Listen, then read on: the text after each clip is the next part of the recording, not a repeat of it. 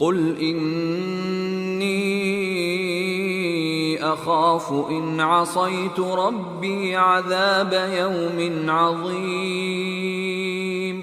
قل کہہ دیجئے، انی اخاف، انی بے شک میں، انا بے شک یا متکلم کے لگے، انی بے شک میں، اخاف میں ڈرتا ہوں۔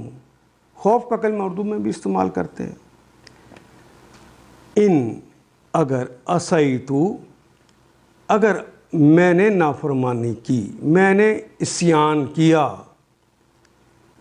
عین صاد یا سے یہ کلمہ نکلے گا، عصا یاسی، عصا اس نے نافرمانی کی، یاسی وہ نافرمانی کرتا ہے یا کرے گا، عصیان گناہ، حکم عدولی کرنا۔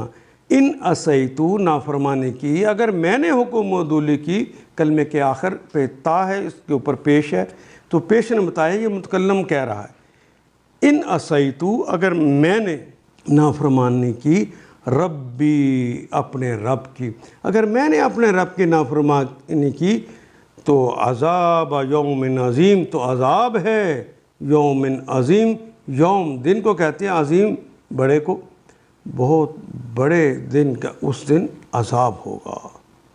دوسرا کلمہ پہلے کی صفت ہے، کیوں؟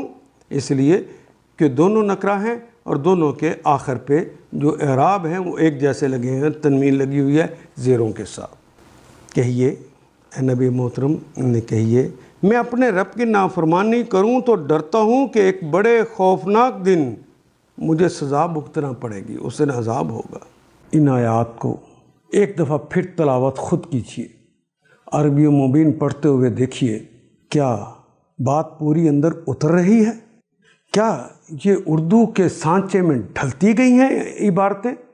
اگر بات سمجھ آنی شروع ہو گئی تو الحمدللہ یہی ہمارا ہدف ہے، اور یہ ہدف پورا ہو گیا۔ اللہ میرا اور آپ کا حامی و ناصر۔ الف لام